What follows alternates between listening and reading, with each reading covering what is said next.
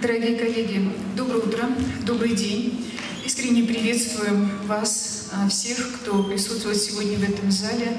И искренне благодарим вас за то, что вы отозвались на приглашение принять участие на республиканском семинаре-практикуме руководителей детского подросткового чтения современного подростка «Как помочь ему найти свою книгу».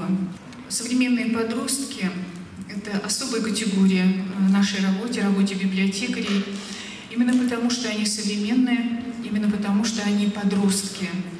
Это особая категория людей, которым нужен подход, очень профессиональный подход в момент, когда мы рекомендуем ему книгу.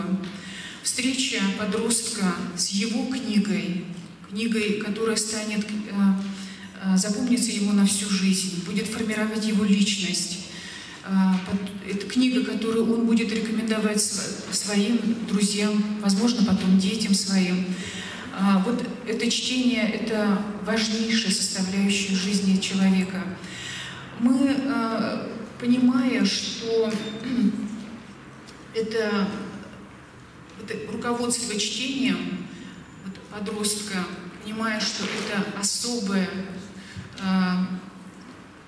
особое занятие, особый творческий, профессиональный подход, мы сформировали программу нашего семинара-практикума именно практически ориентированным, для того, чтобы у нас была возможность поделиться опытом и человеческим, и профессиональным, тем, каким образом мы это делаем каждый в своем случае. У нас спикерами выступают профессионалы, специалисты из федеральных библиотек, а именно Российской государственной детской библиотеки Александра Викторовна Березина, ведущий научный сотрудник отдела социологии, психологии, педагогики детского чтения Российской государственной детской библиотеки. Модератором нашего семинара практикума выступит Татьяна Владимировна Пантюхова, руководитель образовательных проектов по чтению муниципального автономного образовательного учреждения гимназии номер 53, город Нижний Новгород. Здесь мы заслушаем выступления специалистов библиотек нашей республики. С удовольствием я приветствую здесь учителей русского языка и литературы, членов ассоциации учителей русского языка в нашей Чувашской республике, и выступления которых мы тоже здесь заслуживаем. Мы пригласили Марину Анатольевну Шифер, заместителя директора по воспитательной работе Цивильской средней общеобразовательной школы имени Силантьева. Итак, мы начинаем нашу программу. Мы искренне благодарим Министерство культуры по делам национальности и архивного дела Чувашской республики за целевое финансирование нашего семинара. Мы получили финансирование для проведения нашей встречи.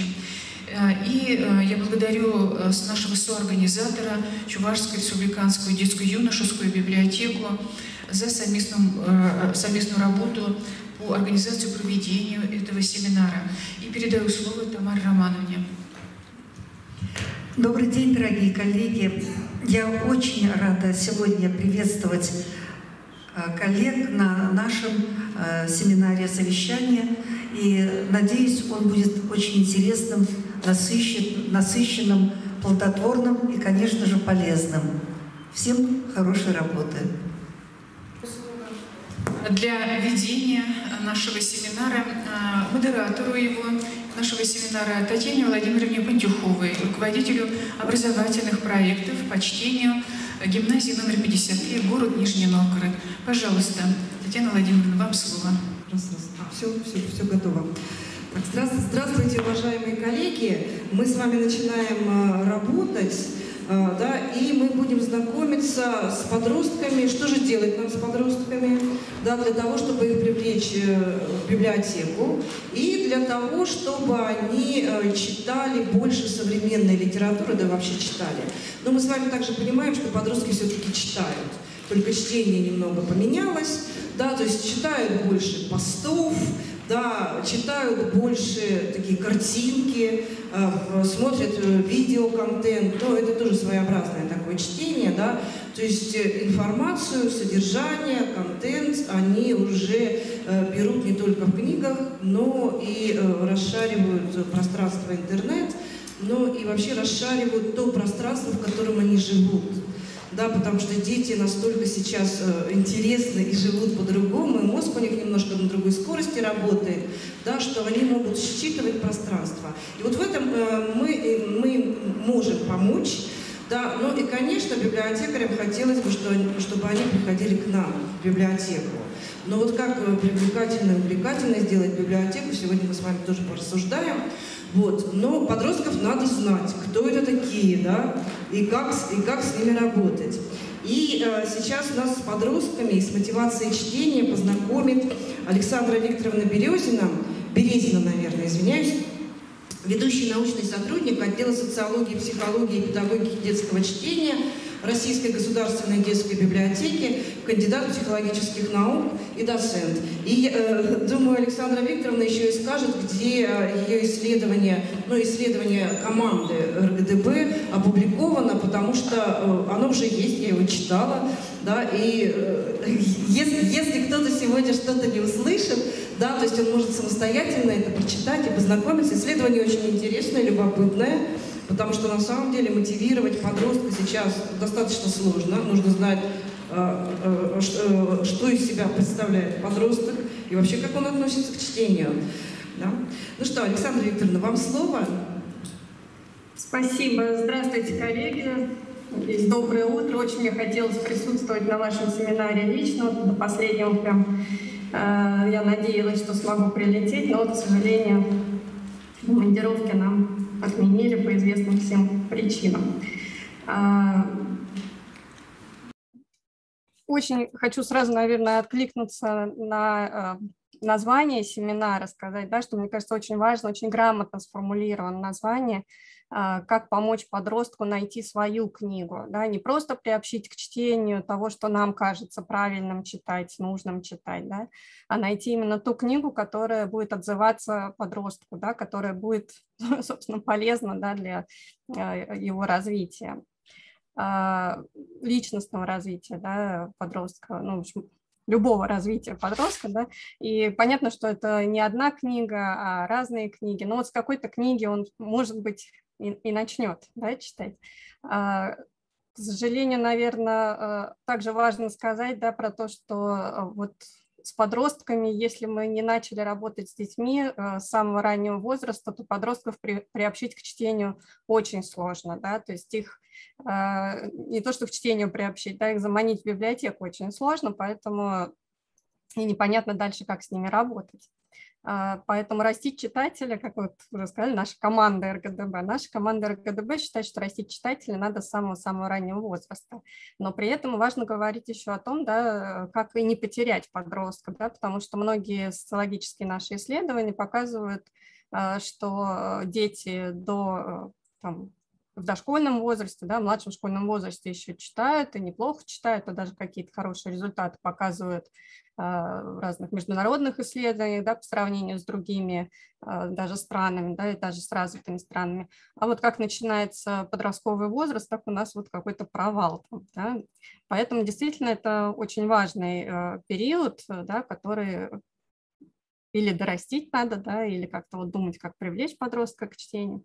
Вот. И мне очень понравился ваш конкурс «Читающий папа». Это тоже, мне кажется, очень такая, ну, очень важная в наше время такая практика, да, привлечения читателей, сообщества. И мне кажется, чем больше таких вот жизненных просто, да, или живых проектов вот будет в библиотеках, тем больше вероятность, что наши дети, наши подростки, да, они в конце концов, в общем-то, столкнутся, да, как-то свяжутся, встретятся со своей книгой и начнут читать. Вот. То есть вот это то, что мне хотелось бы сказать в начале моего выступления. И сейчас я, наверное, загружу презентацию, расскажу вам, собственно, про исследование мотивации подросткового чтения. То есть, собственно, почему же подростки читают или не читают, да, вот то, что они отвечали, собственно, на вопросы наши. Значит, мотивация чтения в подростковом возрасте на примере российских подростков, поскольку опрос был российских подростков, но, в принципе, тенденции, которые сейчас существуют с чтением подростков, они, в общем-то, во всем мире близки и во всем мире, да, сталкиваются с подобными трудностями, с которыми сталкиваемся мы. Вот поэтому, наверное, можно каким-то образом это экстраполировать и на всех подростков. Но нам важнее наши, да, российские подростки. Значит, основные тенденции, которые в чтении современных подростков, это не только по материалам моего исследования, да, но это по материалам исследований социологов, и в том числе исследований социологов РГДБ, но не только. Да, то есть можно выделить те основные тенденции в чтении, которые есть. Снижение интереса к чтению художественной литературы, как уже сегодня сказали, да, они читают не только вообще литературу, они читают смс-ки, они читают подписи к видео, это тоже считается чтением, да, читают много научно-популярной литературы, энциклопедии им очень нравится и так далее. Да? То есть вот при этом идет снижение именно чтения художественной литературы. Уменьшение объема времени, которое подростки могут посвятить чтению, да, то есть иногда даже если они хотят читать, у них просто нет на это времени, у них такое количество там домашних заданий, такое количество уроков обычно, разных способов проведения досуга, в том числе мы взрослые сами им таким образом организуем, да, что мы, там, родители водят в кружки, студии, и куда они только их не водят. Да? И, то есть просто времени у подростка сесть и почитать, даже если оно появляется, иногда просто сил на это у него уже нет, чтобы просто почитать. И на это нужно тоже обращать внимание. Утрата интереса к книгам, которые входили в круг чтения старшего поколения. Это тоже очень такая большая проблема. Почему? Да? Потому что взрослые читали, да, читали с удовольствием какие-то книги в своем подростковом возрасте, и они пытаются как-то продвинуть эти книги, да, современным детям подросткового возраста. А у детей, у подростков современных, да, эти книги почему-то не находят отклика. По разным причинам это бывает, да, непонятная ситуация описывается, непонятные какие-то терзания героя могут быть, просто ценности поменялись, да, и подростки не понимают, как это могло там кого-то восхищать, да, то, что происходило в книгах. При этом такая параллельная тенденция, да, это ориентация на новые книги, которые пишутся с опорой на современные реалии, которые как раз понятны подросткам. Они, читая их, могут как раз найти ту самую свою книгу, да, которая их зацепит, которая откликнется на их какие-то трудности, проблемы, которые их сейчас как-то задевают, да, но при этом эти книги часто не знают родители, и, к сожалению, не знают часто и библиотекари. По разным причинам, опять же, кто-то принципиально считает, что нужно читать классику, а кто-то, ну, просто мы, опять же, не успеваем, да, у нас тоже темп жизни такой, что мы просто тоже не успеваем читать книги. То есть здесь это скорее сейчас ставлю как такой вопрос, проблему, да, но нужно думать, да, как ее решить хотя бы там в своем отдельно взятом, в своей, да, вот своей отдельно взятой работе. Снижение уровня литературного развития подростков, да, отмечают и учителя, и психологи, и социологи. То есть второй вот также рядом там момент, да, то есть подростки и старшеклассники просто не могут даже иногда распознать стиль литературного произведения, то есть они его просто не чувствуют. И в этом отношении, да, то есть если они не чувствуют стиль произведения, то зачем им читать художественную литературу, да, то есть они просто этой красоты этого языка никак, она им не откликается. И это тоже есть о чем, соответственно, подумать здесь. И разрыв между содержанием программы по литературе в школе и самостоятельным чтением подростков, опять же, да, то есть канон тот, который в литературе, в программе по литературе в школе, это в основном классика и очень мало современных произведений. Даже до классики там, подростковой 20 века не всегда доходят, да? Или это остается на какое-то самостоятельное чтение подростков. И это, опять же, то, да, что не всегда откликается подросткам. И самостоятельное чтение, соответственно, то, что они читают, когда их не контролируют взрослые, это часто совершенно другие вещи, не обязательно книги. Я не говорю о том, что классика там это плохо, а современные книги это обязательно хорошо, да, то есть мне кажется, все-таки должен быть хороший баланс между ними. Ну, соответственно, нам нужно про это думать, как сделать так, да, чтобы и то, и другое было доступно подросткам, да, доступно и в плане понимания, и в плане возможности, ну, как бы восприятия, да, как эстетического такого восприятия, как восприятия произведения искусства, да, чтобы они могли и классику вот таким образом, да, начать понимать и воспринимать, и могли читать те книги, которые им доступны, современные, да, которые им и так понятны, но вот чтобы эти книги были для них как-то, доходили до них тоже. То есть каким-то образом нужно их мотивировать и на это. Вот.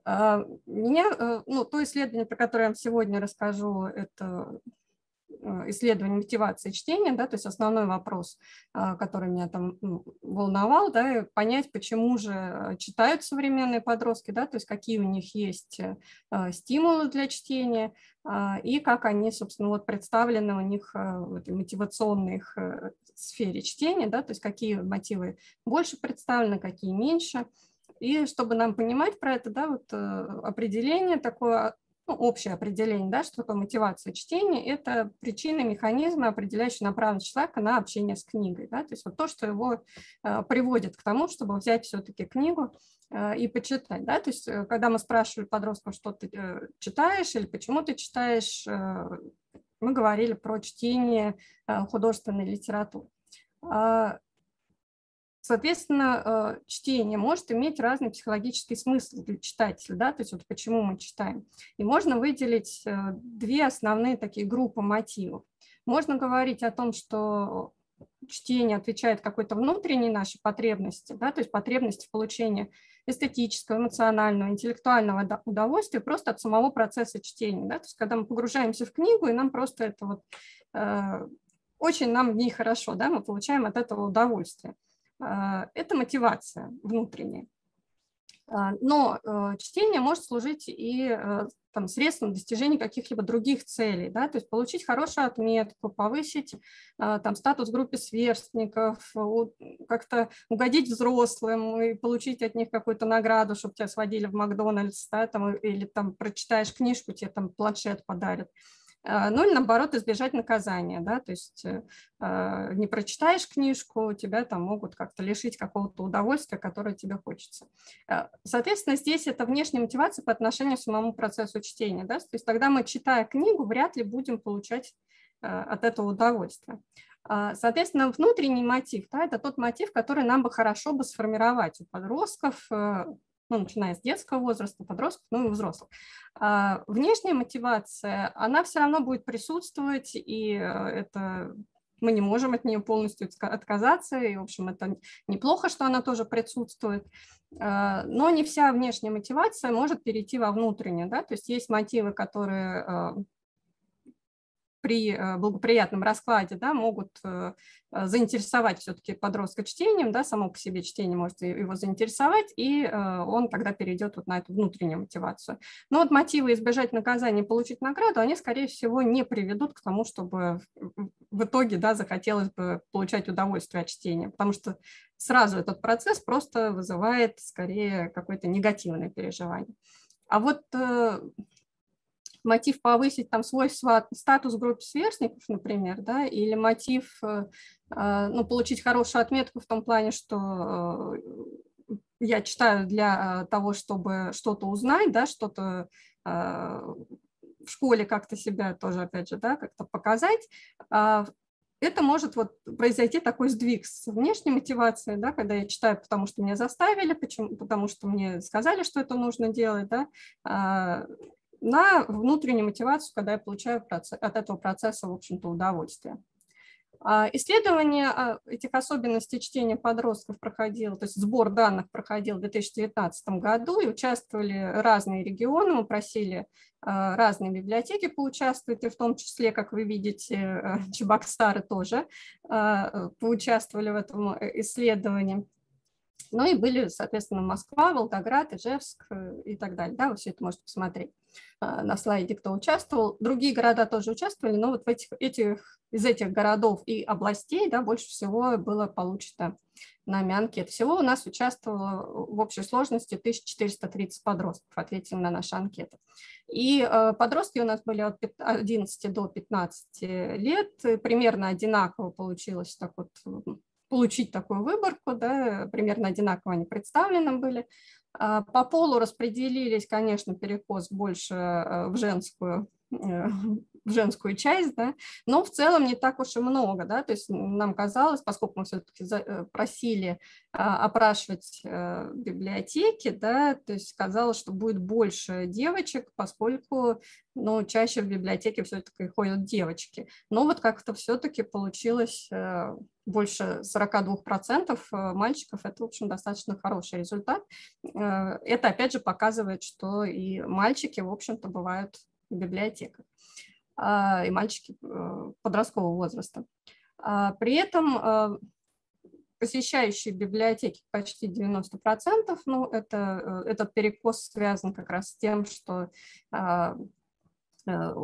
библиотекари, да, предлагали в основном ответить на анкеты. Ну и участвовали у нас учащиеся разных школ, психологи нам школьные помогали, да, собрать этот материал. То есть 10% где-то кто в библиотеке не ходит. Не могу вам здесь привести все результаты этого исследования, потому что там много этих результатов, то есть потом скажу, правда, где можно что посмотреть. По частоте чтения, да, вы видите, что каждый день или почти каждый день читают больше половины подростков, и это, в общем, радует. Не читают совсем или редко читают меньше 10%, но вот это, конечно, нас беспокоит, да, это категория подростков, но также беспокоит нас и категория, которые вот читают только на каникулах, почти 20%, да, то есть пятая часть подростков действительно могли бы, наверное, читать, да, с удовольствием могли бы читать, но им просто не хватает времени на то, чтобы прочитать книги. Еще один слайд вам покажу, тоже немножко он выбивается у нас из темы, но не могла вам не показать, поскольку это результаты по вашему конкретному округу, да, вы можете посмотреть здесь по городу и сравнить с результатами, которые получены были в других городах.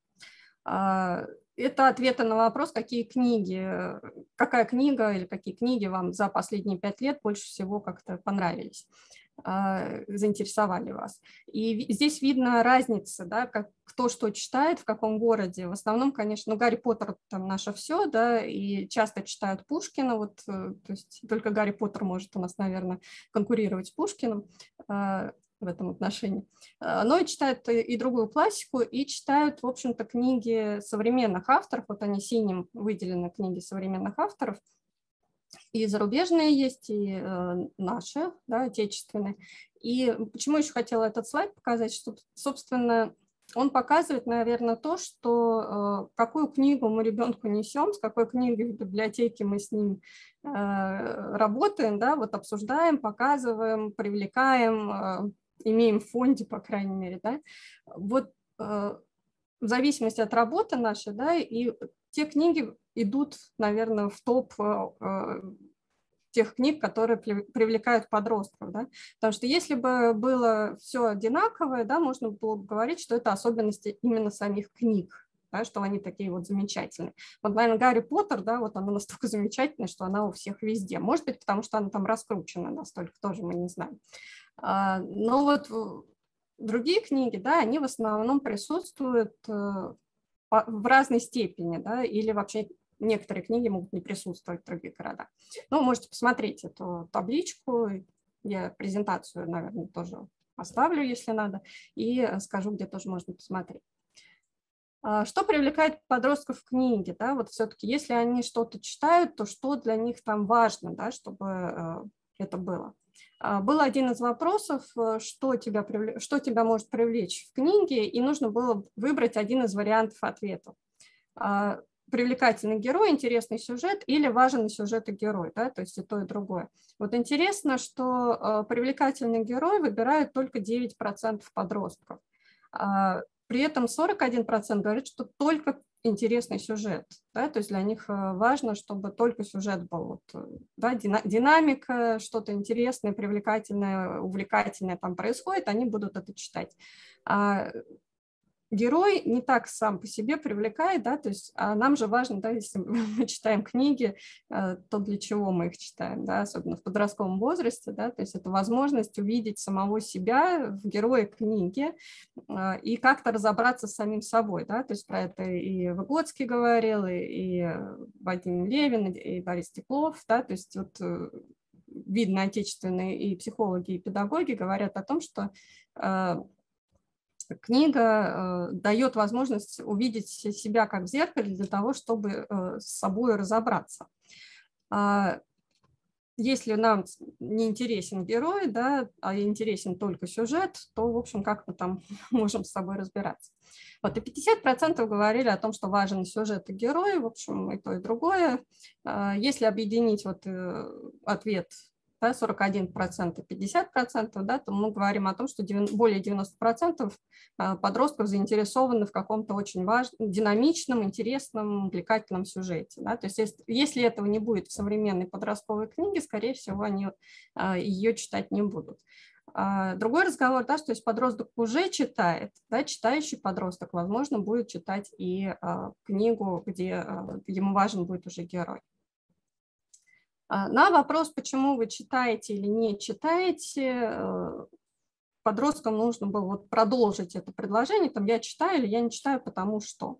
Соответственно, почему подростки не читают? Понятно, да, им бывает неинтересно, скучно, видимо, не те книжки попадались, да, не может быть, не с тем сюжетом, который им хотелось бы. И это нам, в общем-то, сейчас понятно, да. Но вот еще, да, нет времени. Просто нет времени на то, чтобы почитать. Почему-то подростки говорят, что есть аудиокниги, и это является не чтением для них, да, то есть они это разделяют. Есть те, которые говорят просто лень, да, то есть чтение – это все-таки то занятие, которое требует некоторого усилия, по крайней мере, в самом начале, да, то есть вот как-то погрузиться в это, как прочитать достаточно большое количество страниц, чтобы понять, что там происходит. Современным подросткам это достаточно сложно, им сложно удерживать внимание, концентрироваться на чем-то, то, что не привлекает их, да, то, что их не завлекает. Соответственно, вот лень не читаю. Есть другие более интересные занятия, откровенно говорили подростки, да, что можно читать, можно сидеть в интернете, играть в игры, ходить в клубы там, ну и так далее. Опять же, не хватает терпения, это утомительно, да, то есть это близко там с ленью. Но и отмечали, да, что трудно достать книги и дорого. Видимо, это те подростки, которые не знают о существовании библиотек, или в библиотеках нет тех книг, которые они хотят читать. И нет интересных книг, собственно, это перекликается, да, с неинтересно и скучно. Почему подростки читают? Опять же, да, они отвечали, продолжали предложение, да, я читаю потому что, и дальше они писали что-то свое. Соответственно, там не было вариантов ответов, они могли написать все, что считают нужным. И после того, как мы вот этот массив их ответов получили, собственно, вот сели и разделили их на такие группы, ну, близкие, да, по смыслу, и потом каким-то образом, соответственно, их вот назвали, да, дали название этой группе. Соответственно, можно было выделить 6 групп таких мотивов. Мотив пользы, что читать нужно для того, чтобы улучшить в себе что-то, там, развить кругозор, любознательность, грамотность, фантазию, словарный запас, ораторские способности, получать знания, там, ну и так далее. То есть чтение помогает что-то развивать. И этот мотив, он, в общем-то, слышат его дети от взрослых, от родителей, от библиотекарей, от учителей. Да? То есть чтение, да, нужно. Хочешь писать грамотно, нужно читать. Да? Вот, будешь читать, будешь писать грамотно, будешь много знать. То есть он транслируется подросткам, они его впитывают и, соответственно, про него тоже говорят. Мотив развлечения, да, пишут о том, что читают для того, чтобы было весело, не скучно. Соответственно, в книге должен быть интересный, занимательный сюжет, интересные приключения. Читаешь, чтобы развеять скуку. Интересно, да, что кому-то скучно читать, а кто-то, наоборот, читает, да, чтобы развеять скуку. И вот интересный ответ такой – это умный способ безделия.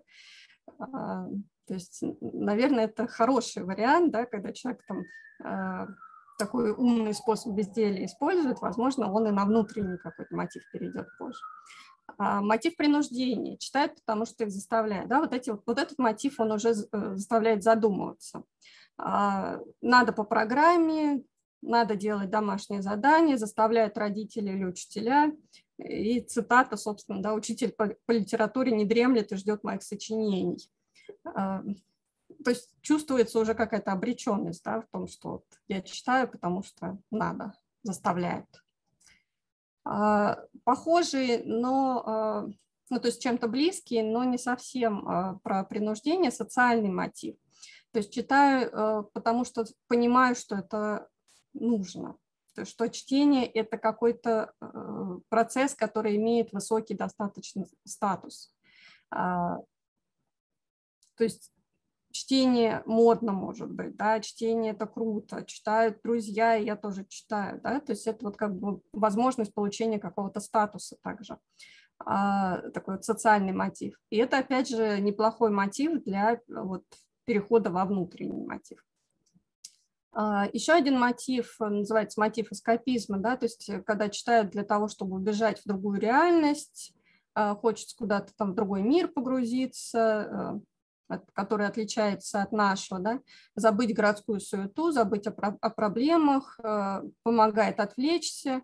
Это скорее вот про такую терапевтическую, наверное, функцию чтения, да, возможность проводить время там, где нет людей, где нет тех, кто тебе делает больно и так далее.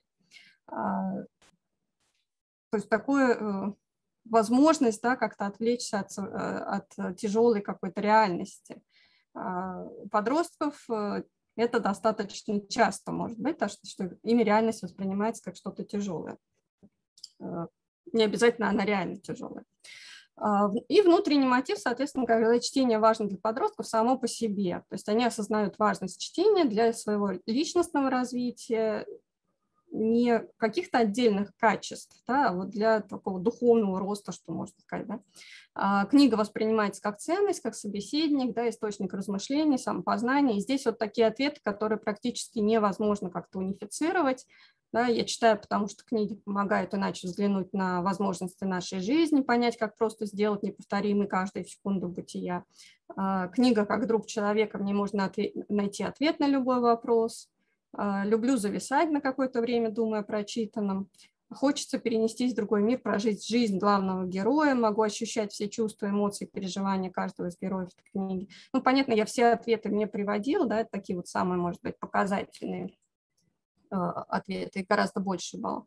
Но здесь вот понятно, да, видно, что чтение – это сам по себе процесс, он захватывает, он интересен, он нужен человеку, да, то есть он без него уже себя не представляет.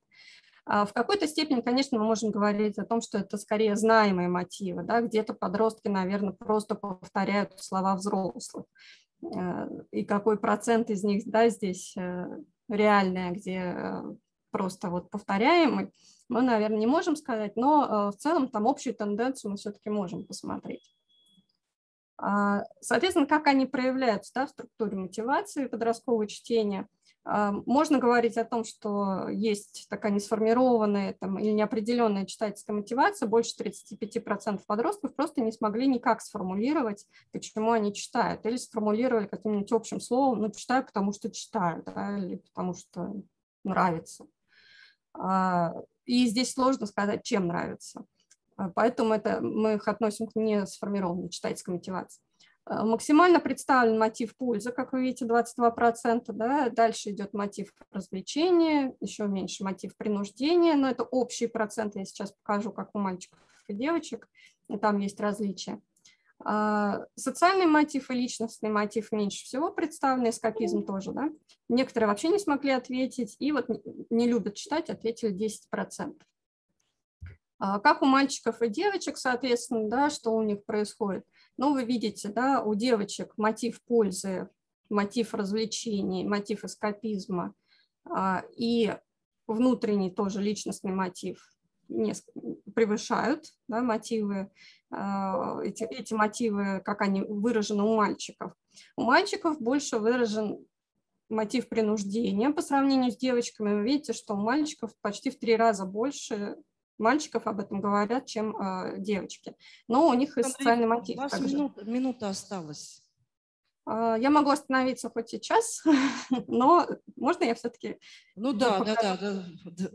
Говорите до логического конца. Минута. Хорошо. Социальный мотив тоже, да, у мальчиков больше представлен. Видимо, для мальчиков важен статус. По возрастам, да, видно, что есть некоторые провалы мотива пользы в 12-13 лет, и при этом, наоборот, мотив развлечения, да, и некоторый такой пик имеет. В 13-14 лет ярко выражен мотив, ну, такой пик мотива принуждения, который в 15 лет прям вот резко падает, да, то есть именно в 13-14 лет, видимо, ощущают, что прям вот заставляют, что очень нужно читать. Самим уже, может быть, не очень хочется, а заставляет. И социальный мотив также растет в это время. На личностный мотив, да, можно тоже посмотреть, что он просто растет со временем, да, то есть просто либо часть детей просто перестают читать, и они не отвечают на эти вопросы или уходят вот, да, в ответ, не читая. Другая часть детей, да, вот часть мотивов все-таки переходит в личностный и внутренний мотив.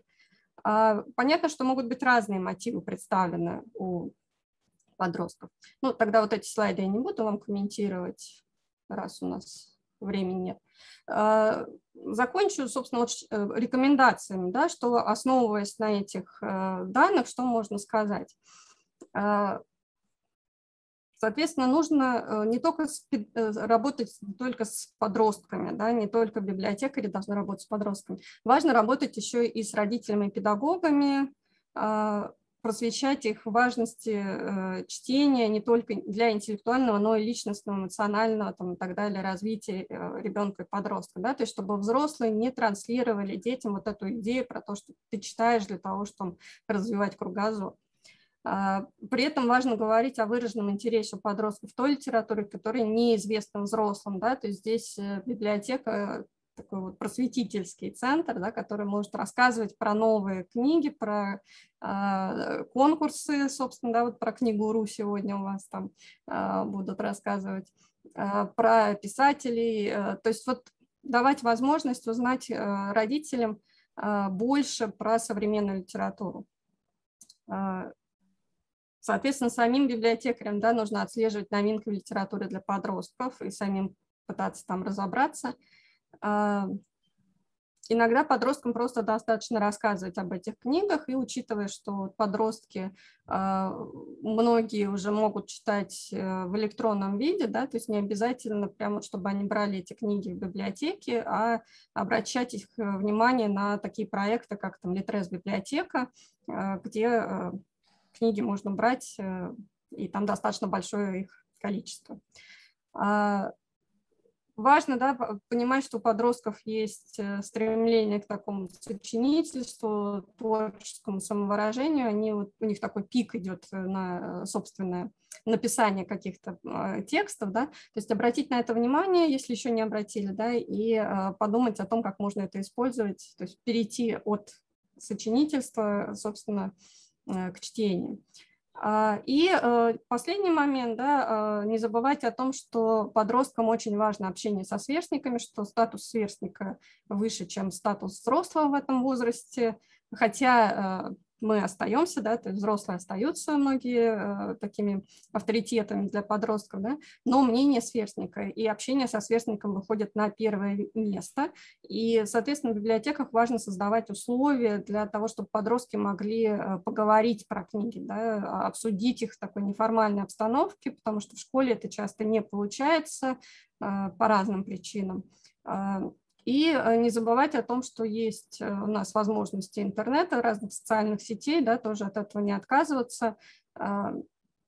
То есть по возможности, да, там дополнять работу офлайн, работой онлайн, или наоборот, как у нас сейчас получается, да, что мы больше в онлайн переходим, а офлайна меньше.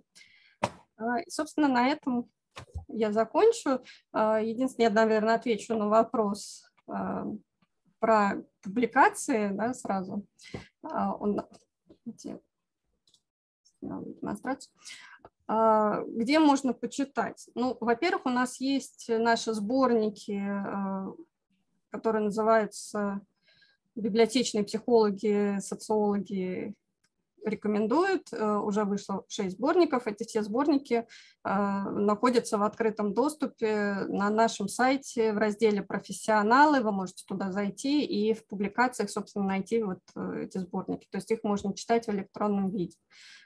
И в последнее время вот уже начали выходить сборники «Исследуем чтение». Собственно, вот там можно тоже посмотреть. И вот про мотивацию чтения уже вышла статья. Журнал называется «Психология обучения». За, не скажу, какой месяц, по-моему, номер 3. «Психология обучения 2021 год», номер 3.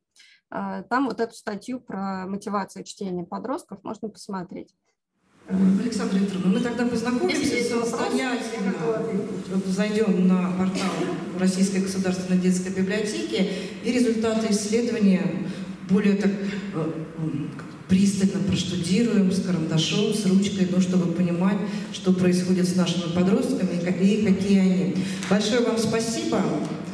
Я думаю, что мы еще вживую встретимся. Вы приедете сюда, в Чебоксары, мы приедем к вам в Москву, ну и будем общаться в офлайне. Конечно, хочется все-таки глаза в глаза общаться. Вот. А в онлайн мы всегда успеем уйти, но и мы сами понимаем, что мы туда очень стремительно уходим, уж больно бы и не хотелось. Вот. Давайте мы тогда перейдем к следующей теме. У нас выступление слагаемой читательской активности детей и подростков Чувашии. По итогам социологических исследований Наталья Николаевна Мисина, заместитель директора Чувашской республиканской детской и юношеской библиотеки. Вообще, когда библиотека проводит исследования, это очень высокий показатель этой библиотеки. По одной простой причине, что библиотека понимает, что она хочет развиваться, а вот куда развиваться, нужно знать. Да, то есть нужно понимать, какие ожидания и какие опасения могут быть, и перед какими рисками столкнется библиотека в своем развитии. И если мы хотим работать с подростками, а это сейчас самая сложная аудитория, к сожалению, вот этот уход в онлайн, который у нас сейчас есть, он формирует другое поведение людей, и детей в том числе. Да, то есть если мы их приучаем сидеть на диванах, то они будут там сидеть. Мы потом, после этого карантина, очень тяжело будет всех, как сказать, привести потом в офлайн. Потому что выработается привычка, поэтому с этим нужно быть очень-очень осторожным. Ну что, Наталья Николаевна, вам слово. Спасибо. Сразу хочу сказать, что в нашей республике сложился системно-дифференцированный подход к поддержке и развитию чтения, в том числе и прежде всего, даже можно сказать, детско-подросткового. Это и реализация программы развития культуры и туризма в Чувашской республике на 2019-2035 годы, внедрение модельного стандарта деятельности муниципальной общедоступной библиотеки Чувашской республики, действие и реализация целевых библиотечных программ в поддержку детско-подросткового чтения в ЦБС нашей республики, проектная деятельность и, конечно же, сами исследования, направленные на изучение предпочтений читателей, мотивации, содержания детского и юношеского чтения, отношение к самим библиотекам, библиотекарям и востребованности библиотечных услуг. Все это системно изучается в рамках республиканских социологических мониторингов, перечень которых, вот это одни из последних исследований, которые были проведены всеми библиотеками нашей республики. И сейчас я предлагаю ознакомиться с некоторыми результатами перечисленных выше исследований и найти ответ на 3 ключевых вопроса. Подросток нашего времени, кто он, какой он, что его интересует, волнует, каковы его планы и мечты, и как он относится к книге, к чтению, что он читает вообще. Итак, республиканское социологическое исследование «Как живешь, подросток», в котором приняли участие более 2500 человек в возрасте от 13 до 15 лет, показало, что подросток нашего времени – это интеллектуал, ведущий здоровый образ жизни, который любит проводить время с друзьями, общаться в социальных сетях, читать комиксы. Он считает, что книга – это прежде всего средство получения информации. Сейчас на экранах пройдет, вы увидите несколько диаграмм, и они также подтвердят, что наш подросток уверен в себе, в своих возможностях, планирует получить хорошее образование и профессию мечты. Опорой в трудную минуту для него являются родители и друзья. Но это исследование также выявило несколько проблемных мест. Какие? То, что подростки не используют всего того многообразия доступных им форм организации досуга. При этом их чтение носит лишь деловой характер.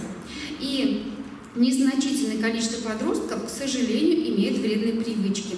При этом почти четверть опрошенных полагается лишь на собственные силы. Учитывая это, на мой взгляд, библиотечным специалистам рекомендуется информировать подростков и представлять им возможность участия в различных видах организации досуга в соответствии с потребностями в развитии и саморазвитии с использованием активных форматов. Применять современные стратегии, технологии для поддержания интереса книги и раскрытия ценности чтения. И целенаправленно вести работу по популяризации здорового образа жизни, изучению социальной психологии, в том числе с привлечением компетентных специалистов. Следующее республиканское социологическое исследование «С чего начинается Родина? Как современные дети и подростки понимают патриотизм» проводилось с целью диагностики уровня осознания понятия патриотизма детьми и подростками. В опросе приняли участие около 3000 респондентов в возрасте 8-14 лет. Результаты этого исследования вы также видите на слайдах. Обращу ваше внимание на то, что свои представления о родине большая часть респондентов в возрасте 8-10 лет связывает с Россией, местом, где родились, родным селом, деревней, городом, с Чувашской республикой и за родным домом. Менее всего родина ассоциируется с московским Кремлем и рекой Волгой. Большинство респондентов 11-14 лет при слове «Родина» представляет себе Россию, село, деревню, город, в котором живут, и республику. По мнению половины респондентов 8-10 лет, патриот – это тот, кто любит Россию. 44% респондентов считают патриотом того, кто любит место, где он родился. 38% – того, кто любит Чувашию. 37% – того, кто любит страну, в которой живет. При этом 51% респондентов 11-14 лет уверены, что патриот – это тот, кто любит страну, в которой он живет. 40% считают, что патриот – тот, кто любит место, где он родился. 71% респондентов 8-10 лет не хотели бы жить в какой-либо другой стране. 10% ответили положительно. При этом среди респондентов 11-14 лет процент желающих жить в родной стране чуть меньше.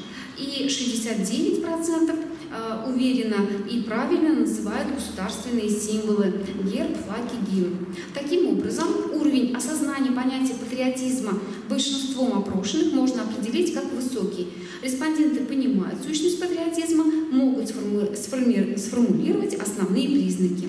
И с тем, чтобы усилить патриотическое воспитание, библиотекам нашей республики рекомендуется, на мой взгляд, уделять особое внимание прежде всего комплектованию фонда библиотек литературой по вопросам патриотического воспитания и непосредственно книгами патриотического характера.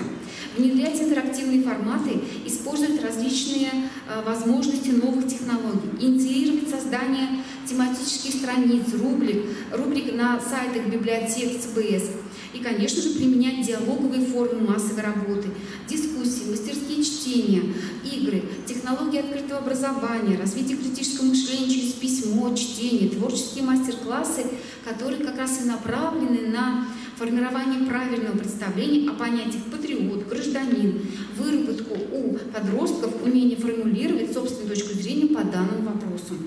Ну и кроме этого, коллеги, необходимо, я считаю, усилить взаимодействие с ветеранскими организациями, организациями воинов запаса, НКО при организации программ, проектов, разработки планов патриотического воспитания. Ну и, конечно же, активнее привлекать самих пользователей к участию во всероссийских акциях, проектах, к примеру, «Символ России», этнографический диктант, географический диктант и ряде других. Целью следующего республиканского социологического исследования «Дети и молодежь о Великой Отечественной войне», проведенного в 2019 году, стало определение того, насколько точны знания современного поколения о войне 1941-1945 годов, каково их отношение к событиям Великой Отечественной войны и понять степень начитанности по данной теме, отношение к литературе военной тематики. В исследовании приняло участие около 3000 респондентов в возрасте от 8 до 30 лет.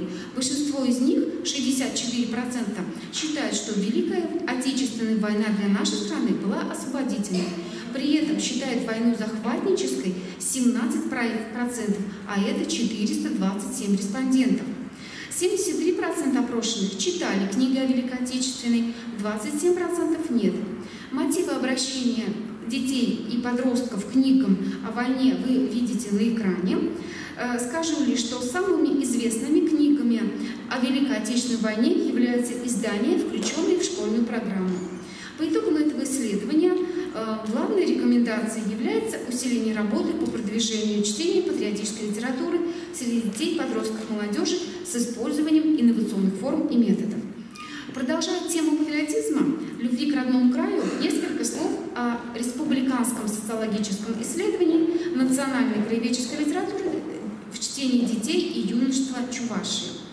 В 2020 году в связи с введением комплекса профилактических мероприятий, направленных на предупреждение COVID-19, анкетным опросом было охвачено всего лишь 536 респондентов детей и молодежи республики в возрасте от 7 до 30 лет.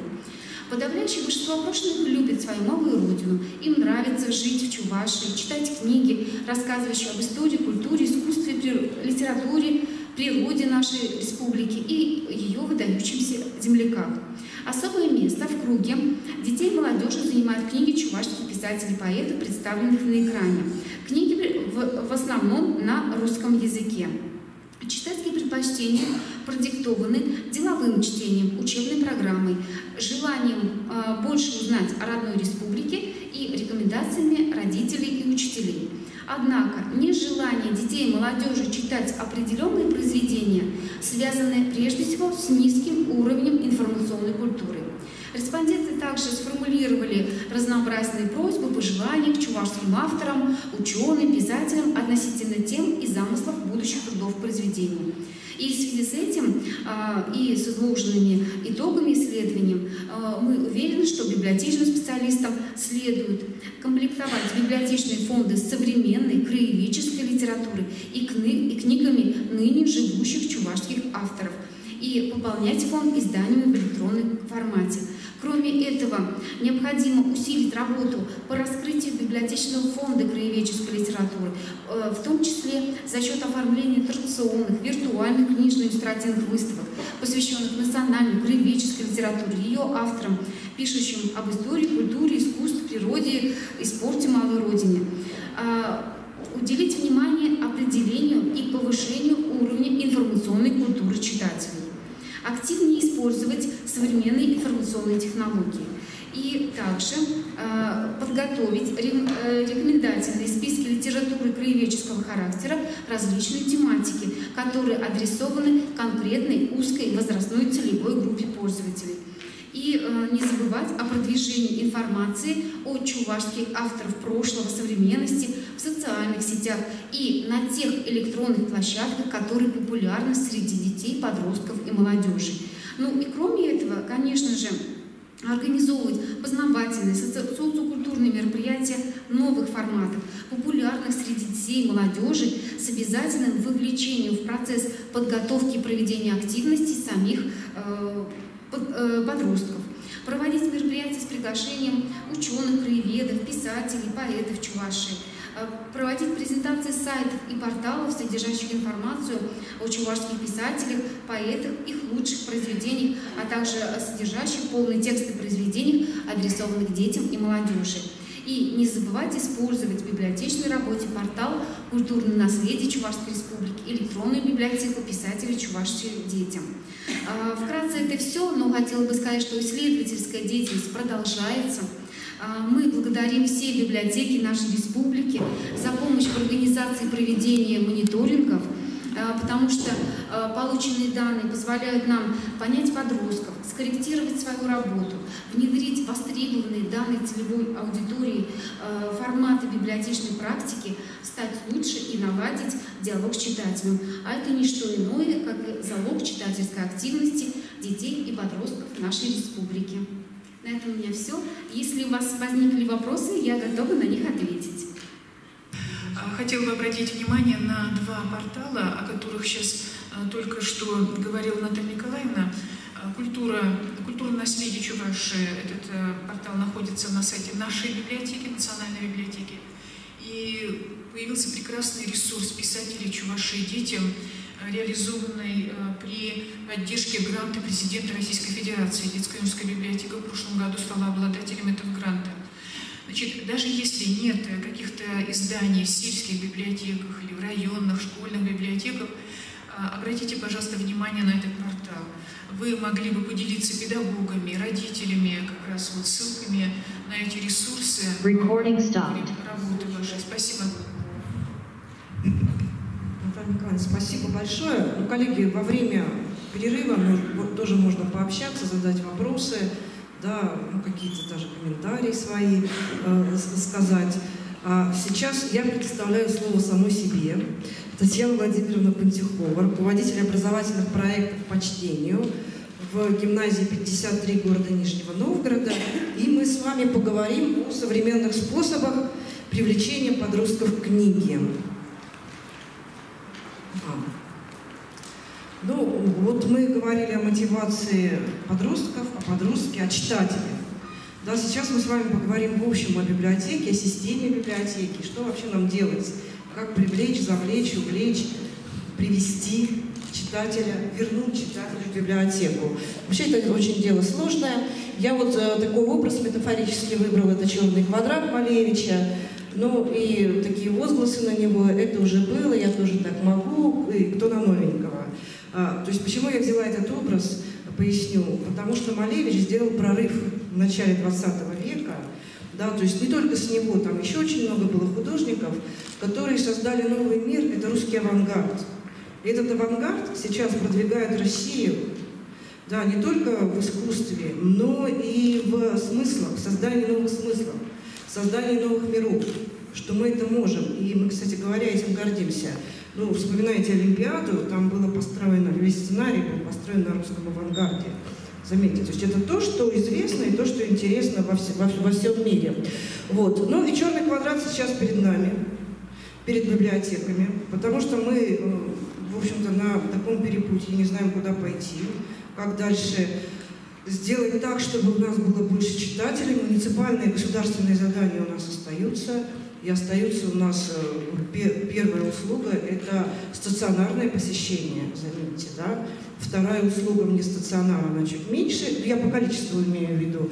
Ну, а третьей услуги вообще, может быть, в некоторых библиотеках не быть, то есть это услуга посещения сайта.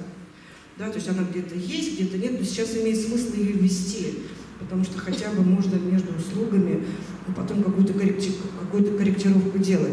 Все это экономически выражено, все эти услуги, вы сами понимаете, просчитываются. Вся эта услуга стоит какую-то денежку.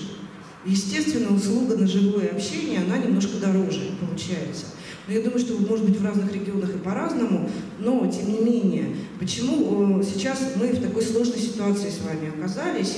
Ну, потому что 1,5 года практики сидения в онлайн, и то открываемся, то закрываемся, еще раз повторяю, меняет поведение.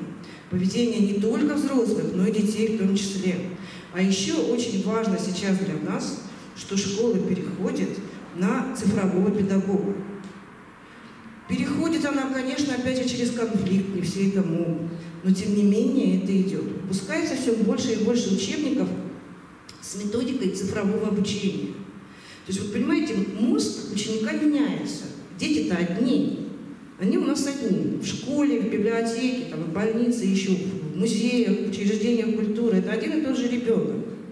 Но формирует мозг не только семья, но и сейчас очень активно формирует мозг школа.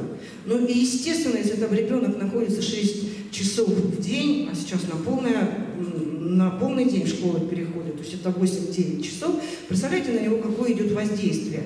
Еще раз повторяю, там уклон идет на цифровое обучение. Ну и вообще на цифровую трансформацию, вы знаете, сейчас уклон идет. Ну, как-то будем из этого выбираться. Как стать привлекательной? Да, конечно, можно нарисовать домик в библиотеке. Сейчас я засеку время, чтобы тоже не перебрать. Вот. Как стать привлекательной? Конечно, можно стать модельной. Конечно, можно новую мебель туда поставить. Конечно, можно раскраситься во все краски радуги. Да, но вы понимаете, вот смотрите, раскрашивается это все вокруг.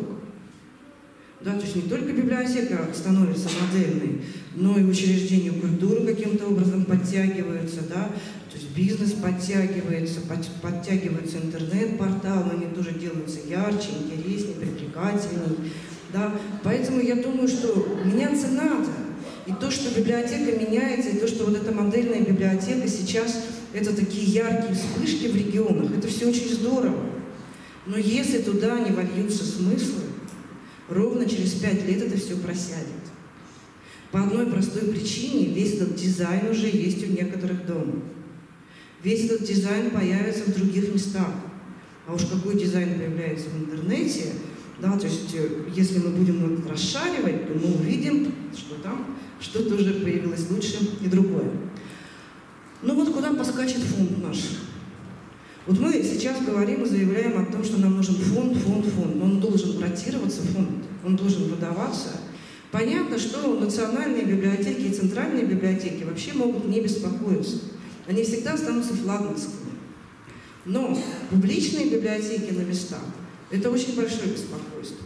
Конечно, можно закачать фондом библиотеку, а дальше что? Он же должен, еще раз повторяю, ротироваться, он должен куда-то скакать, он должен куда-то выдаваться.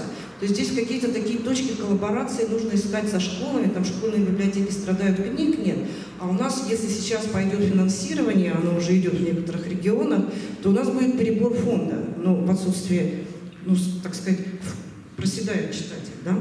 Вот, то есть, возможно, какие-то коллаборации, открывать опять межбиблиотечные абонементы, то есть нужно искать вот какие-то точки, способы соприкосновения библиотек друг с другом, чтобы фонд начал работать, чтобы он не просто лежал на полках, да, вы можете обновить, вы можете закачать в публичную библиотеку фонд современной детской литературы. Дальше что?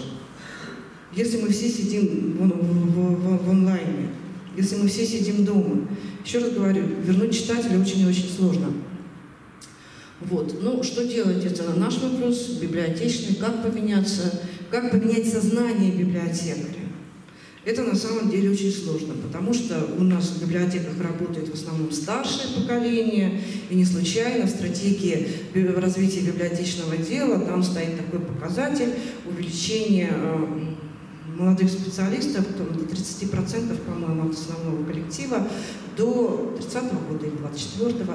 Ну, это не столь важно. То есть будут предприниматься сейчас, предпринимаются какие-то меры для того, чтобы привлечь, завлечь, увлечь молодежь в библиотеку. Но здесь родится большой конфликт библиотечных коллективов.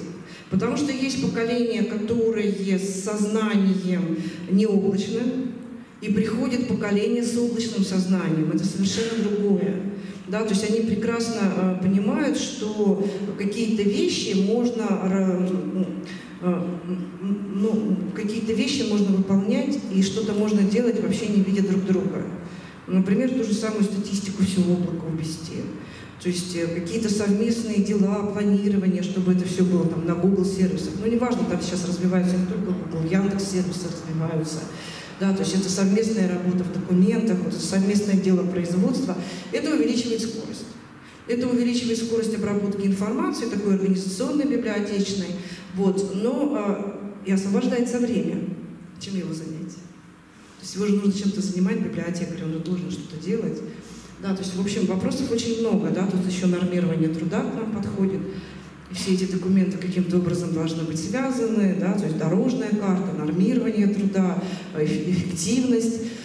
Вот, но мы о подростках. Вот кто они, мы уже попробовали ответить на этот вопрос. Они сейчас для нас, для многих очень загадочны. Где еще узнать о подростках? Вот я вам здесь предлагаю ссылки, презентацию я вам оставлю, то есть можете зайти посмотреть. Цифровое детство. Сейчас у нас, оказывается, кто еще не знал. И цифровое детство изучает Галина Владимировна Солдатова, это профессор кафедры психологии в МГУ. У нее выходит журнал, который называется «Дети в информационном обществе». Он открыт, можно зайти, вот я здесь ссылочки вам даю, можно зайти его читать совершенно свободно в интернете. Можно скачать на свое устройство и тоже распространять по всем библиотекам. И у нее было очень хорошее тоже выступление в Российской государственной детской библиотеке, где она рассказывала, кто такие дети поколения Z. И сейчас на нас надвигается поколение Альфа. Вот я вас просто прошу посмотреть вот ее исследование, ее выступление. Оно очень долгое, там целый час, по-моему, идет. Вы разделите на части, потому что сложно. Такой поток информации идет, который нам даже уяснить и представить не всегда возможно. А на самом деле вот поколение Z, вот оно такое. Да? То есть у поколения Z скоро начнут рождаться дети. И это уже не будет поколение Альфа, а это уже будет какое-то новое поколение с греческого алфавита. Уже сначала начали алфавит. Вот. Ну что, идем дальше. Дальше у нас, вот я вам еще предлагаю посмотреть выступление Елены Станиславовны Романчевой.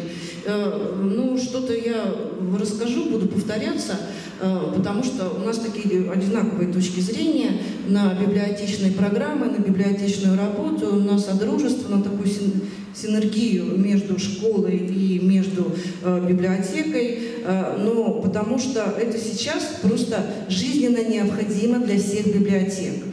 И это записано, межведомственное сотрудничество, оно записано в стратегии библиотечного развития, что давайте начнем дружить. И в дорожной карте реализации стратегии, там, вот если посмотрите, откроете, то там кто исполнители? Там очень много министерств.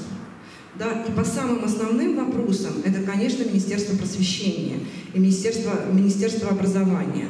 Но здесь такой, конечно, немножечко еще сложный вопрос. Школьные библиотеки относятся к Министерству просвещения, а всю политику школьных библиотек диктует Министерство образования. Вот здесь такие есть нюансы межведомственные. Ну, наверное, будут создаваться комиссии, да, то есть как друг другу помочь в дальнейшем развитии. И вот Елена Станиславовна очень хорошо здесь говорит, то есть какие библиотечные программы нужны школам.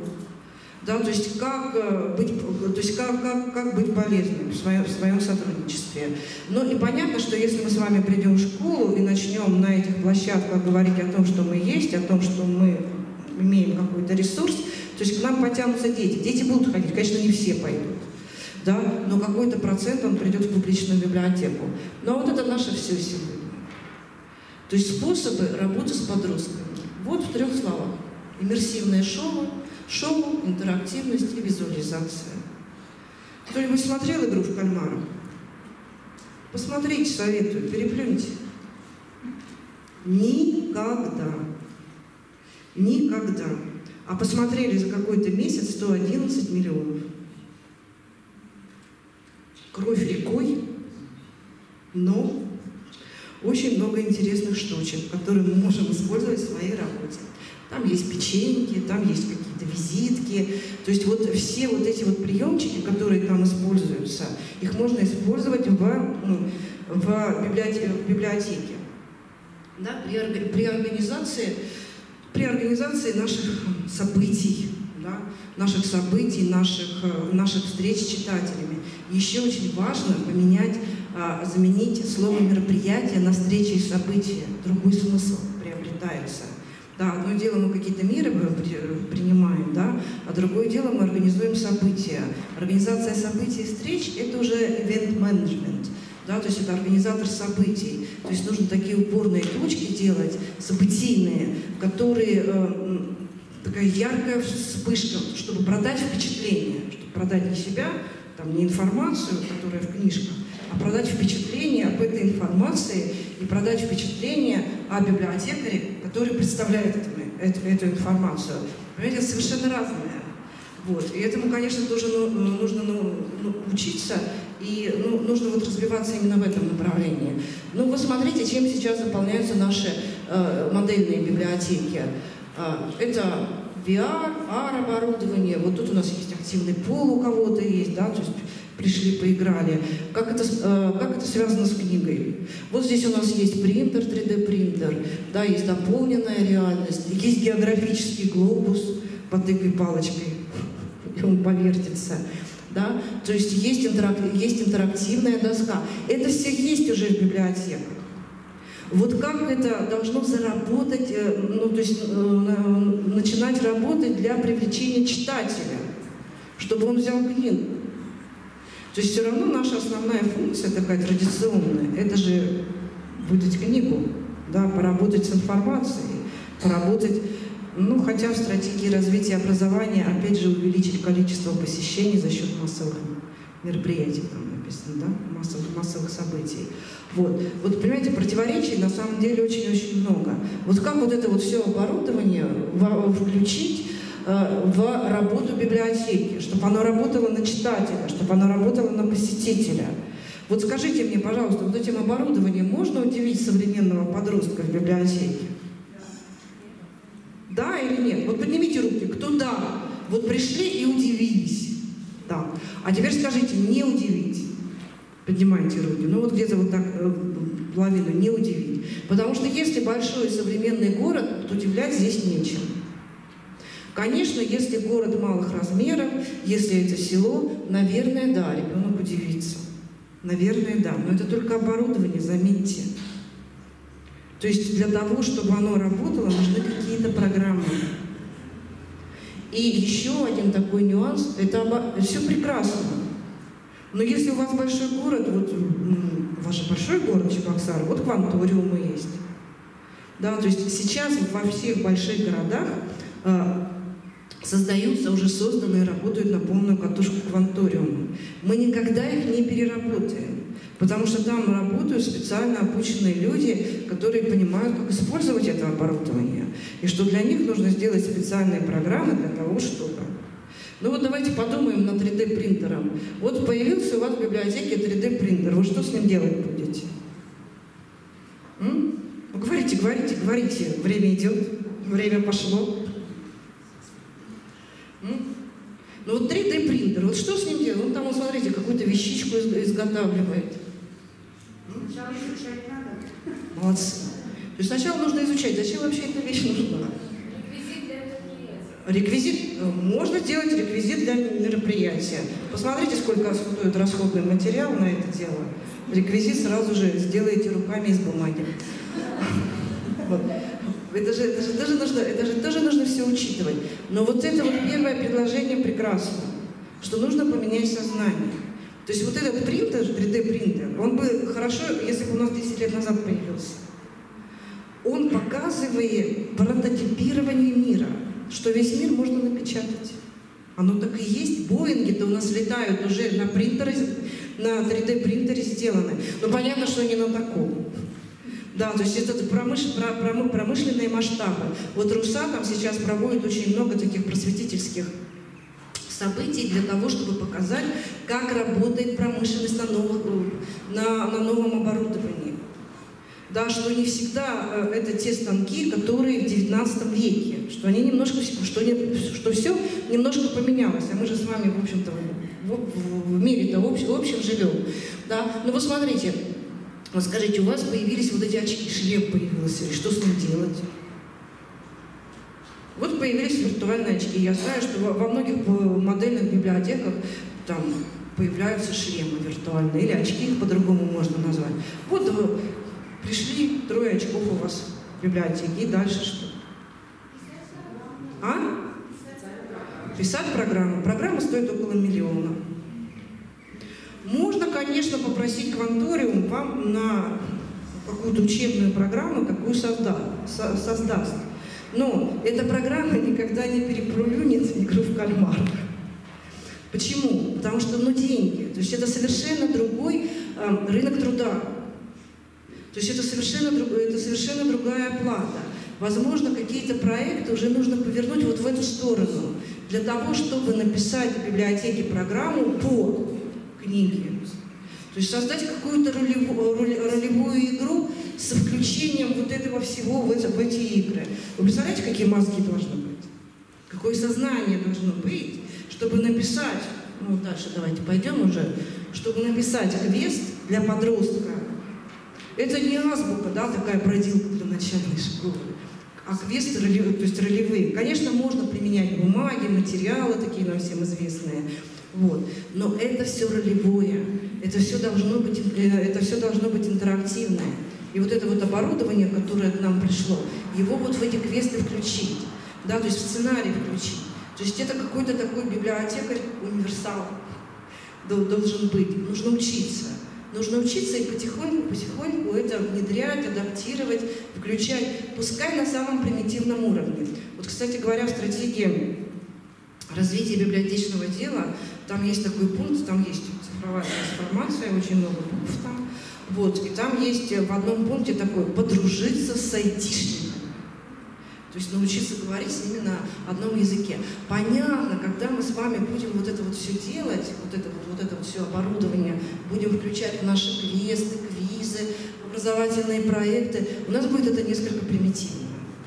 Но надо к этому стремиться. Возможно, нужно приглашать вот этих людей, профессионалов, но опять же, за какой счет? За счет проекта. Какими способами, нашими способами, по старинке, как я называю, можно включиться и привлечь подростков, и сделать наше общение интерактивными. Это прежде всего образовательные проекты. Но вот здесь отправляю к Романичевой, послушайте, с карандашом запишите, что нужно школе и как с ней подружиться. То есть образовательные проекты можно делать на территории библиотеки. То есть какая-то теоретическая часть пускай проходит в школе, причем вы можете тоже участвовать в теоретической части, прийти там, например, с рекомендательным списком литературы и рассказать, и сказать, где взять информацию к этому проекту. А сам продукт ребенок придет делать в библиотеку. И библиотека предоставит ему для этого все условия. А потом эти продукты еще и останутся в библиотеке как выставка. Вот приведу вам такой, самый простой пример. Проходят словари, не знаю, там в 6, наверное, классе или в 7 классе. То есть они там проходят, изучают, там, этимологически, все, прошли. Это у них как проект идет. Затем должна быть практическая часть, то есть презентация, создание какого-то продукта в командах. Они пришли на вашу территорию, словарей-то у вас полно. Вы, как разработчик практической части, то есть вы должны предложить детям, такой ход, что они должны сделать. И они делают арт-объект. Там дальше.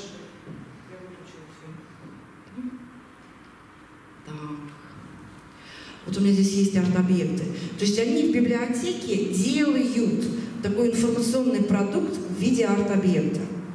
Они, например, расшифровывают, визуализируют, создают объемный, то есть визуализируют те слова, которые им непонятны в словаре. Это современное искусство, между прочим, и это очень достаточно это сложно, то есть визуализировать то, что написано. И делают они это в командах. То есть если у вас 5-6 команд, то вы получите прекрасную выставку словарей.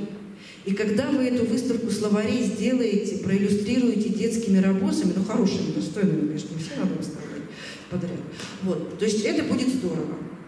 То есть глаз будет притягиваться у подростка и у молодежи, что-то там такое, фигня какая-то с нашей точки зрения, а с их это интересно, как это вообще создалось и сделалось. То есть это привлекает. Это привлекает, и выставка ваша оживится. Мало того, что она еще будет результатом образовательного проекта, здесь столько много дивидендов можно снять с этих образовательных проектов в плане отчетности. Так, ну, музей проживания книги вы сегодня посмотрите, я вам это все покажу и расскажу, как это делать. Пропустим. Общество активных читателей. Что можно сделать? Опять способ такой привлечения, завлечь в библиотеку. Подружитесь со школами. Опять же, буду всегда это говорить, потому что дети там. Нам уже сказала Александра Викторовна, борьба со временем. У нас нехватка времени. И вот этот временной ресурс, он играет сейчас как раз не в пользу библиотеки. Да, то есть нужно выбрать время для того, чтобы прийти. А мы еще 1,5 года их учили не приходить в библиотеку, а зайти в Литрес. Да? То есть, ну, люди же тоже как-то развиваются на своих диванах, они понимают, какая прелесть. Кто-то может 200 рублей за этот текст заплатить вообще без библиотеки. А вот у меня дети делают, у меня же есть практика педагогическая. То есть у меня есть такой проект родная литература, современная или что-то. Современная литература родная. Вот. Это курс просто родной литературы. Все не знают, учителя, что с этим делать. Да, то есть и вот у нас такое предложение было. А давайте мы построим весь этот курс на современной подростковой литературе. Это 6-7 класс. Вот. И в один прекрасный день нам уже надоело читать книги серьезные. И они мне говорят, давайте мы с вами прочитаем что-нибудь такое легкое, традиционное. И выбрали «Шаг по городу волшебник». Ну, Татьяна Владимировна пошла в библиотеку, 6 книг взяла, принесла им, они сказали, нам не надо, мы все читаем в электронном, то есть читают электронный текст. Да? То есть тех книг, которые нельзя добыть в электронном формате, они еще придут и возьмут. А те книги, которые есть уже в электронном формате, но вот подростки уже прочитают в электронном формате. Вот. Еще один такой нюанс расскажу. Вот я дружу с одной библиотекой, 186-я школа в Нижнем Новгороде. Они полностью подписаны на Литрес. Что делает библиотекарь? Библиотекарь там боевой, задорный, она особо не заморачивается выдачей литературы. Они вообще фонд художественной литературы по школьной программе не покупают. Они Литрес купили. Она знает, что все, 10 классы начинают проходить Достоевского, «Преступление и наказание».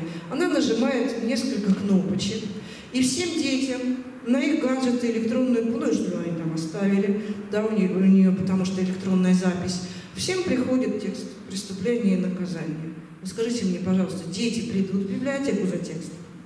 10 класс, это подростки старше? Нет, конечно. А у них это практикуется с 6 класса.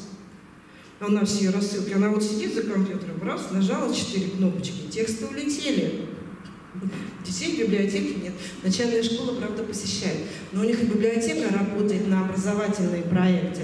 И они очень хорошо принимают другие учреждения, не только библиотеки, но и кванториумы, и музеи. Приходите к нам учиться, они это называют. Да? То есть, поскольку выходить особо сейчас не приветствуется, то есть вот они на свою территорию приглашают всех. Общество активных читателей. В школе есть ноу. Не во всех, но в некоторых есть. Что можно организовать в библиотеке?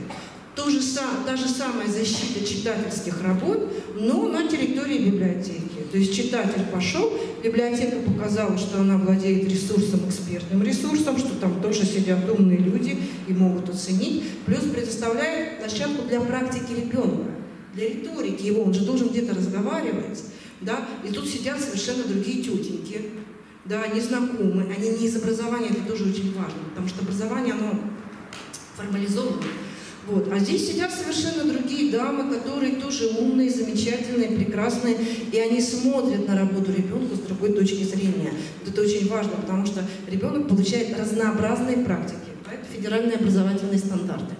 Ну, через летнее чтение, как это проводить, очень легко. Постройте все летние чтения на чтении современной детской подростковой литературы.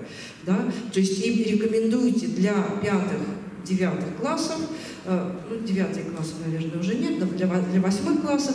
Ну, то есть заводите в летнее чтение всю вот эту событийность летнюю, делайте на современной подростковой литературе. Опять же, лучше законтактировать со школой. Почему? Потому что учитель-словесник, он тоже может в этом заинтересован быть. Школьный библиотекарь тоже может быть в этом заинтересован. Грамоты в электронном виде, то есть вы им всяко дадите. Вот. Но с подарками, конечно, сейчас проблема. Как правильно кто-то сказал, когда тебя мотивируют гаджетом каким-то, да, то есть айфоном, машиной или еще чем-то, ну вот есть какой-то смысл поучаствовать. Когда вы скажете детям, что подарим книжку, участников будет приближаться к нулю. Ну, то есть вот из вот этой ценностной составляющей все уходит, все, я заканчиваю. Вот, конкурсы. Тот же способ. Конкурсы производителей информационного шума. 50 работ пришлют, из них 5 хороших, остальных лишь бы отчитаться и отделаться. Замечаете такую практику? Она будет увеличиваться. То есть что делают библиотеки? Библиотеки, конечно, работают сейчас не на свою, так сказать, репутацию, когда организуют конкурсы. Сейчас конкурсов в мире огромное количество.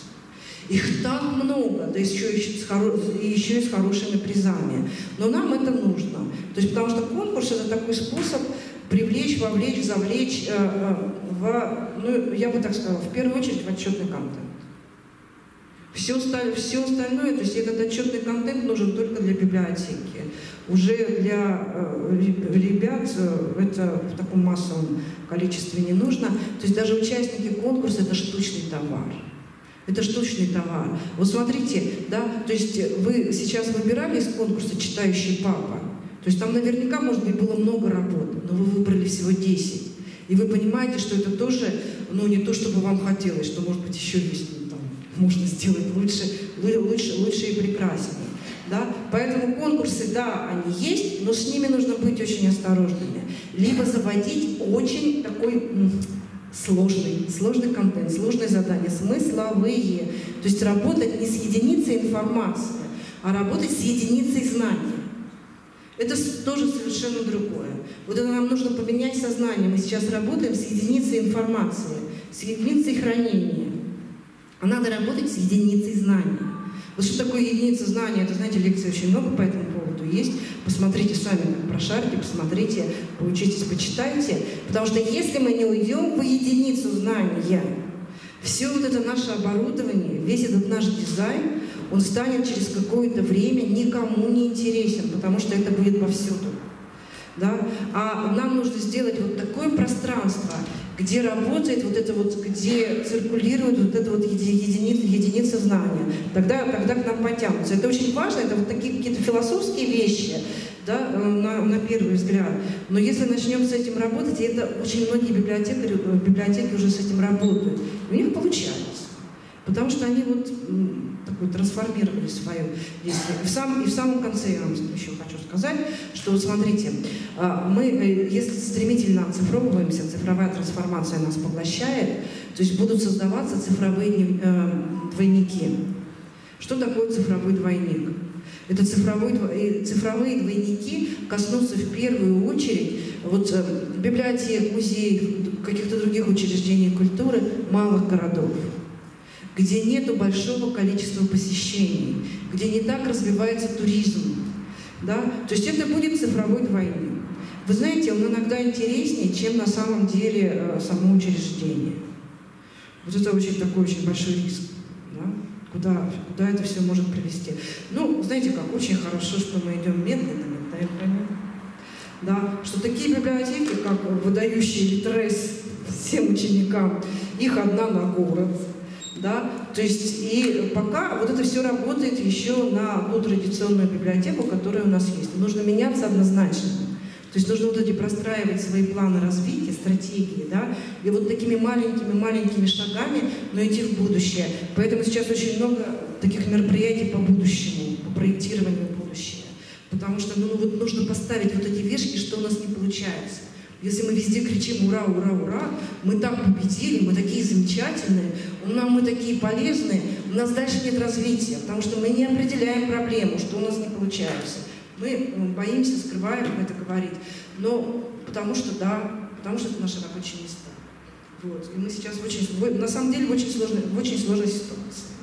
Вот. Если есть вопросы, то во время музея проживания книги, да, потому что мы немножко уже перебираем регламент. Вот. Ну а я приглашаю следующего нашего участника, Ольга Леонидовна, пожалуйста, выходите сюда. Да, то есть Ольга Леонидовна Федорова, ведущий редактор детской литературы Чувашского книжного издательства, прозаик, обладатель почетного диплома в номинации «Национальный автор».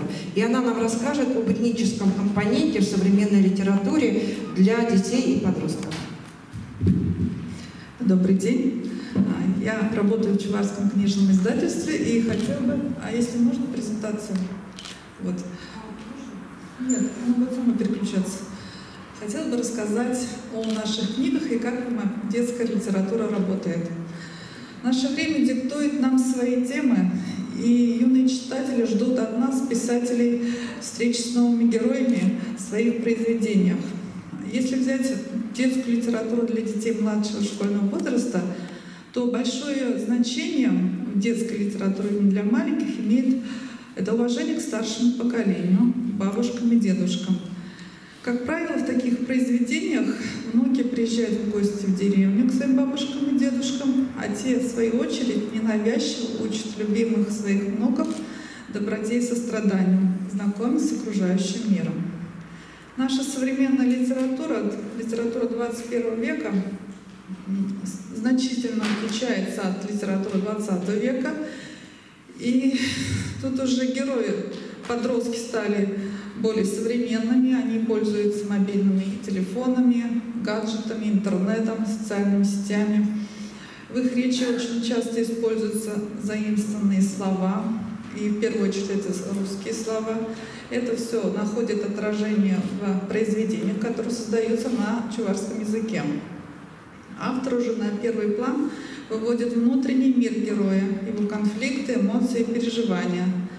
Но надо отметить, что в связи с современностью, то на второй план или совсем уже исчезает традиция чувашского народа, которые бережно передавались раньше из поколения в поколение.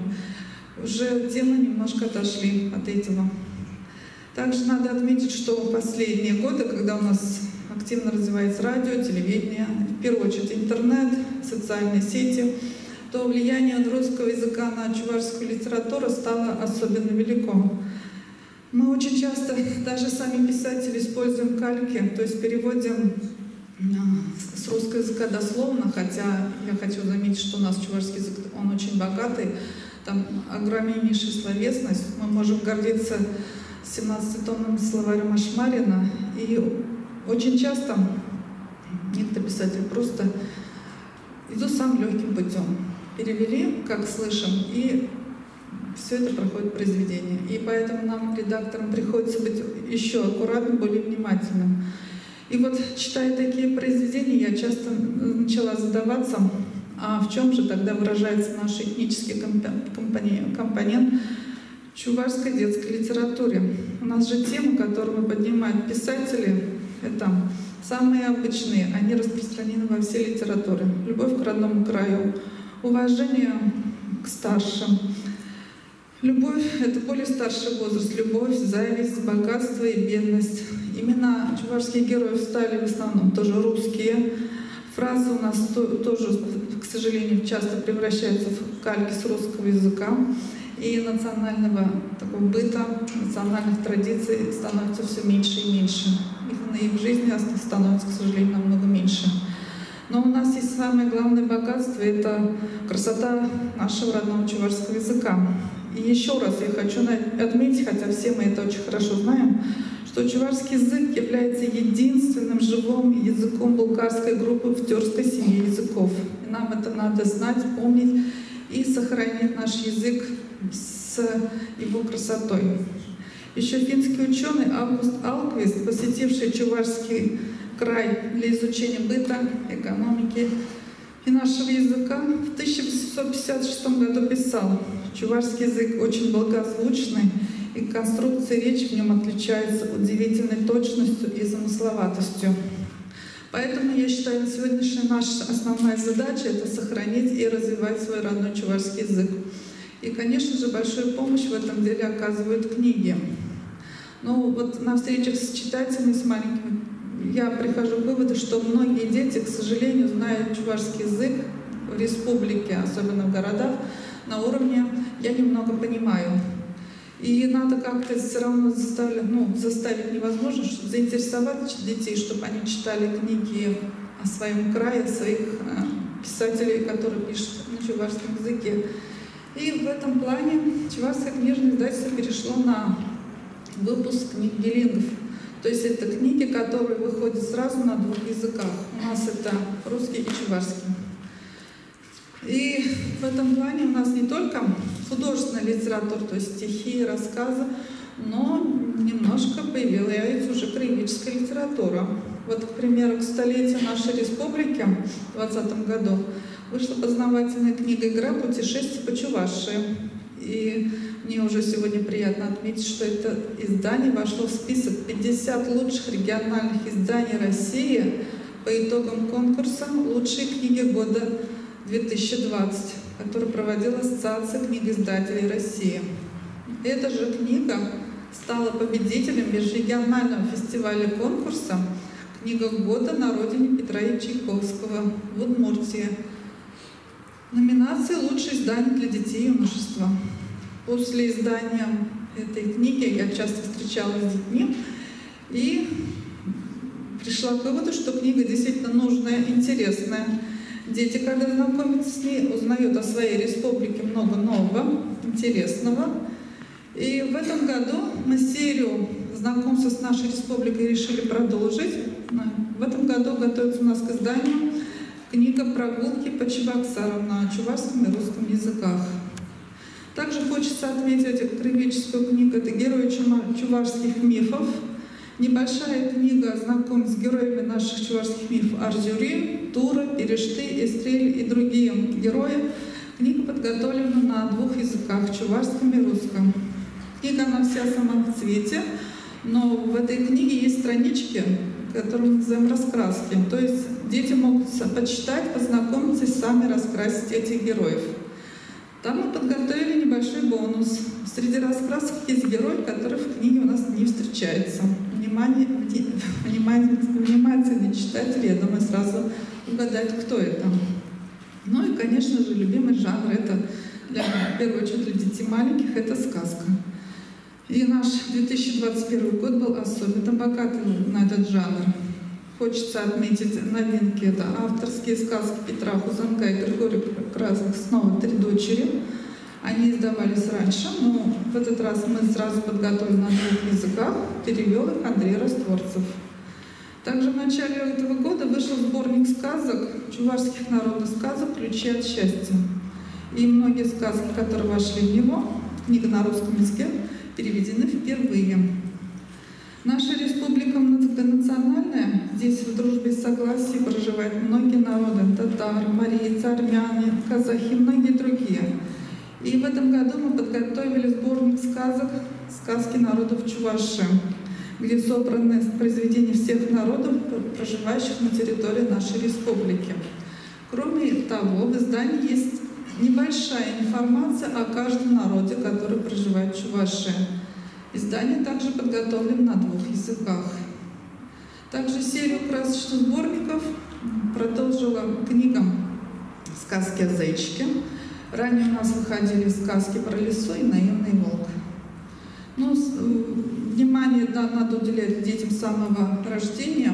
И в этом году впервые у нас выйдет красочная книга «Чувашские русские народные потешки» со специальным пенальчиком. Там рядом в книжке, если нажать на кнопочки на пенале, то малыш может услышать звучание чувашской потешки на родном языке. Издание подготовлено при поддержке Союза женщин Чувашии и фонда «Берлин». Но вот все, что я перечислила, это лишь малая часть детских книг, которые ежегодно выпускает Чувашское книжное издательство. И мне приятно отметить, что многие из них становятся дипломантами различных книжных конкурсов. Ну и не могу не отметить, что действительно книга, увидевшая свет в Чувашском книжном издательстве Юват Челгуш, автором которой я являюсь, стал победителем почетного диплома Международного совета по детской книге IBB в номинации «Национальный автор». Я считаю, в этом велика заслуга и нашего издательства. Но хочется отметить, что мы обо всех наших новинках сообщаем на нашем сайте Чувашского книжного издательства, также в социальных сетях и публикуется в газетах и журналах. Поэтому вы можете в любой момент открыть, посмотреть, какие новинки у нас появились. И также хочется отметить, что сохранить и развивать чувашский язык мы можем лишь вместе. Это издатель, писатель, сюда большую роль играет переводчик, библиотекарь, родитель, читатель и читатель-ребенок. Читая, общаясь на чувашском языке, а с нашей стороны создавая интересные произведения, дети будут, я надеюсь, дети будут также тянуться к нашим национальным книгам, а они ничем не хуже, чем другие издания. Спасибо большое. Спасибо большое, Ольга Леонидовна. У меня есть к вам предложение. Вы сказали, что вот литература объединяет родителей, писателей, переводчиков. Вам нужно писать грант. Да, то есть сделать иммерсивное шоу, обязательно включить библиотеки. Без библиотекарей мы не будем. Да. То есть и сделать иммерсивное шоу по вашей республике на основе фольклора чувашского. Вот вы победите, я просто уже вижу. Вот, во-первых, есть этнический компонент, во-вторых, если это будет такая движуха, да, то есть интерактивность, в-третьих, у вас будет очень хорошая компания, это учреждение культуры, во главе с библиотеками, конечно, потому что вам они организуют аудиторию. И в-четвертых, это будет массовый охват. Вот поверьте, вы выиграете очень большие деньги. Сейчас начинается набор. Новый начинается вот этот виток культурных, сейчас скажу, президентский грант культурных индустрий. Посмотрите, прошарьте. И они проходят вообще эти президентские гранты уже 2 раза в год.